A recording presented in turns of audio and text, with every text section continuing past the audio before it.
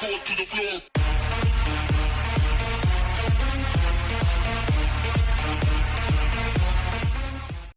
in my first video of the MJX Bugs B3 Mini, I did say I would do some modifications on the battery and put an FPV camera on, and that's exactly what we will do.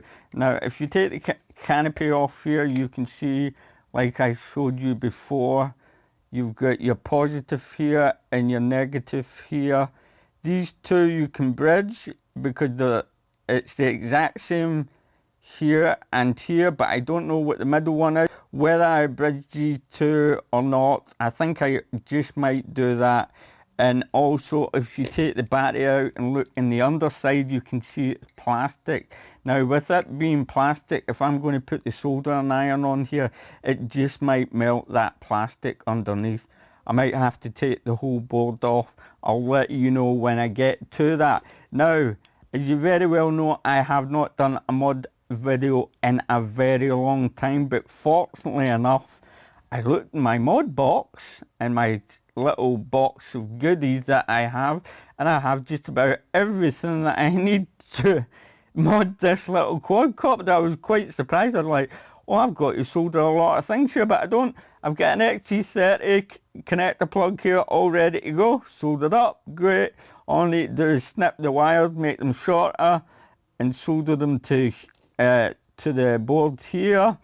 And now when it comes to the camera part, it's 5 volts that's running out here. Just remember, your positive is to your right and your negative is in the middle. We're just going to pull that off there, and obviously we will need to unscrew all the screws from here. Now, because I had my little modification toolbox, I already had wires hooked up for this as well. I've got loads of these. You can buy them from eBay. I can't remember the exact name of these little plugs, but I've got tons of them, and it fits perfectly, as you can see, in here, and it's the right way around. You've got your positive to your right, negative in the middle, and obviously that's your signal wire. We won't be needing that, so I can snip that off. And the reason being is I'm going to snip that yellow wire off. I'm going to snip this down. I'm going to hook it onto, yet again, what I've got. It's a PH125, I do believe, plug here, which is going to connect into this plug here. It's wobbling away. This plug here, which is connected to, I don't know if this is an AIO camera or an AKK camera, but it is a NTSC 25 milliwatt switchable to 200 milliwatt. Has been a little bashed, but it still works. So that's what we'll be doing, hooking it up here. Because the reason why I'm doing this is I'm not going to keep this as an FPV quadcopter. Even though it does have acro, it's a custom made acro. It's 5 volts exactly that I've measured it coming through here. These little cameras can handle it. They reach between 3.3 volts and 5.5 volts, I do believe. We'll just need to unscrew the screws here and figure out a way on how to hook this little camera inside there. Excuse me. Now at first I did say I was going to hook up a CCD camera, but like I said, when I thought about it, I said I'm not going to keep a camera on this. I just want to fly it about and have fun when I don't want to FPV, and that's exactly what I'm going to do. Now you're going to need some Velcro as well, because when you fit the battery in, which is this battery here, the batteries that I use for the Rodeo 150 and the Rodeo 110, which you can see I've already got the XT30 plugs on, and Velcro at the back because I stick that onto the carbon fibre frame of the Rodeo 110, and it slots in there and it just fits in there lovely and tight. I'm going to put a bit of Velcro here and a bit of Velcro around the other side, and I'm just going to strap it over, and if anything does manage to happen, which I doubt, it's not going to fall out.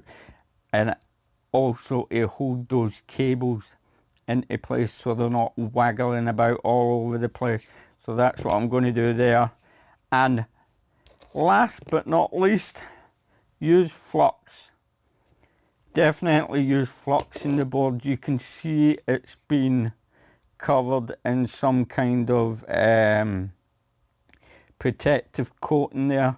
It's all shiny, the board's nice and shiny, so you want to use some flux and just be very, very careful.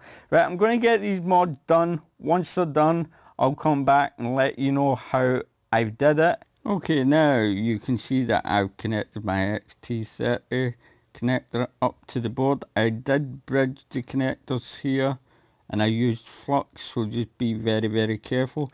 I put a little bit of extra wire on that for the reason, just in case when I'm pulling at the plug to take it out, that I've got plenty of grip on there, and I can also kind of push it in between there. I'm not liking the idea of these pins being here and these wires being here at the same time. If I was to accidentally get, they're well soldered on, so I don't think they're going to come loose at any time, believe you me. Now, coming down to the camera itself, if you take the front bit off, you will see it's like this. It's an all-in-one kind of connector thing. You could, if you could find a housing to connect into here, you could get another camera to do that. Sorry, I'm using a different camera to record at the moment because I don't usually use the big camera for doing soldering jobs. But anyway, you could do that. You take it off, quite simple. And what I've done is this is a little bit of foam. It's 9mm in thickness. I didn't measure the width or that, but you can figure it out. And what I'm going to do is just place it right down in the middle here, as you can see, like so. And I'm going to get my micro camera. Where are you? What I've done is that I've bent the antenna forward a bit.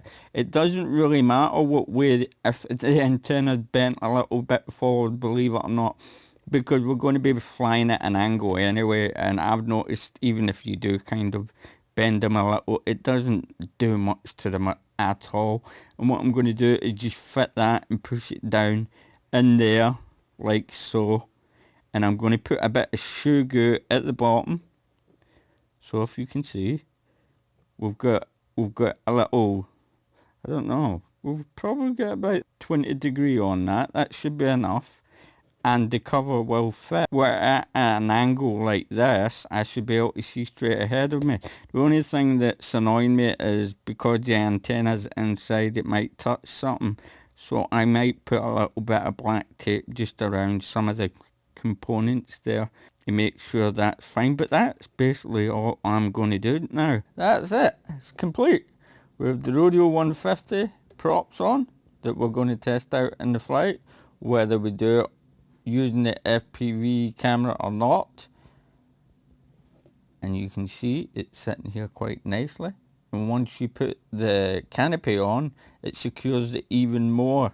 You can see the way I've plugged it in here, the way I showed you those wires that I would hook up and connect earlier on, right there, and they're soldered on. Now at the sides, you've got your Velcro here because we have our battery, where the wires are connected here. And what I'm going to do, I'm going to hook it up just now. And let's see if we get everything right and nothing blows up.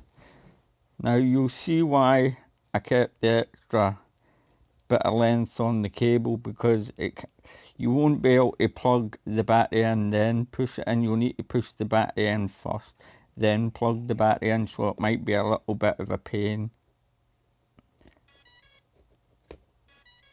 And there you go, we have it there. Turn on the transmitter, forgot to do that actually. Don't know if you can see, let me turn the light off. But you can see the VTX in blue, it's flashing away. That's VTX working on the camera, so the camera's fine. And what we'll just do is get these wires and strap them around here nicely, so that it's somewhere safe and out of the way. Like so. we can just put, where is the canopy? 2 seconds. And we can just put the canopy on top, like so.